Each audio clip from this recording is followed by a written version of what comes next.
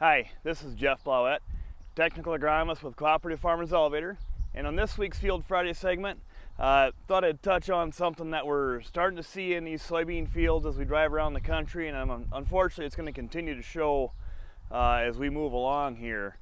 I'm here in an example patch here.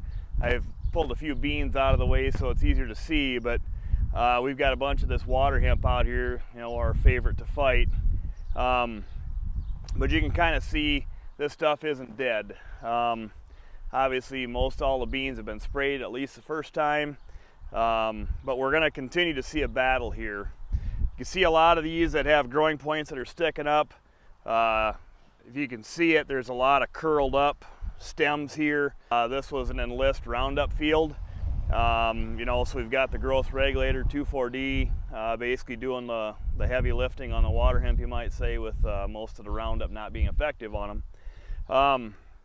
But you can see we've got a lot of surviving plants here.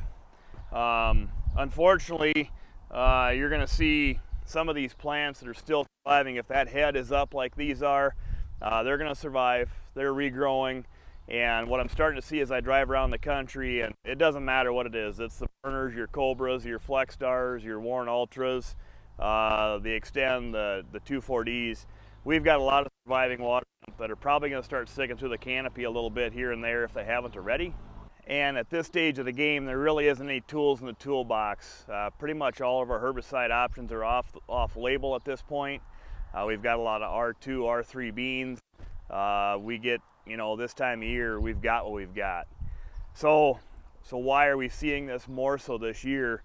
We had a really tough year for post-applied herbicide on corn and beans, to be honest. With our corn, we started out early spring season. It was pretty cold and cloudy. Things weren't growing actively, taking up herbicides very well, so our performance on corn herbicides killing water hemp wasn't very good. And we had the same thing in beans as far as weather going against us. It's a little bit different weather though. We had some hot, dry conditions, some windy conditions. It just kind of, the water hemp and all the other weeds were growing. They just weren't growing and actively uptaking herbicides as well. So therefore we didn't get as good a kill as we'd like. Like I say, it doesn't matter what flavor herbicide you're looking at. We've got, some issues that are going to continue to show up, and these fields aren't going to be as pretty this year as we've had other years. Another thing that's proliferated itself more so are the PPO resistant water hemp patches in fields. The PPOs are the products like a Flex Star, Avalanche, Blazer, Cobra, those types of burners. We've got some fields that we're starting to see a very low percentage of those getting knocked out by that type of herbicide class. So we've got continued problems. So there's nothing we could have done this year. We loaded up some extra adjuvants on some of these, increased water levels, and did the best we could. But that's just the way the season wanted to be, you might say. So what can we do different? Hope for better weather, obviously. It continues to emphasize, though, when we get this water hemp, some of this water hemp was just too big for the herbicides we're using to kill, and it's nobody's fault. We couldn't get here any quicker. We were still trying to get through the corn. When we get some of these really windy days, we just have problems with getting stuff done timely. Meanwhile, the weeds are still growing. We really need to emphasize going forward, even more so every year, we need to keep these weeds from coming up. The value of these pre-plant herbicides continues to go up. If we don't have stuff coming up, we have a lot of these fields that had a really solid performance on a pre.